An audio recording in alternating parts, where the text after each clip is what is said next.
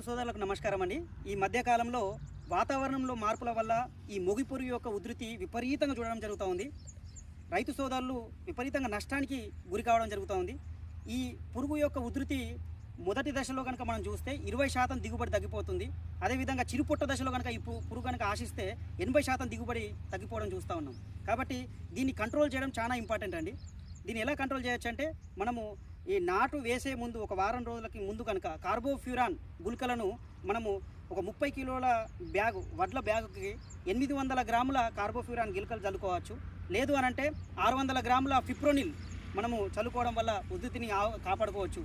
ఒకవేళ ఏదైనా కారణం వల్ల ఈ నారు అనేది ముదిరిపోయిన నారు మనం వేయాల్సి వస్తే దాని క్రొణలు తెంచి నాటు వేసుకుంటే కనుక బాగుంటుందండి. ఎందుకంటే ఈ గుడ్లు అనేది క్రొణలలో పెడుతుంది ఈ మొగి పురుగు.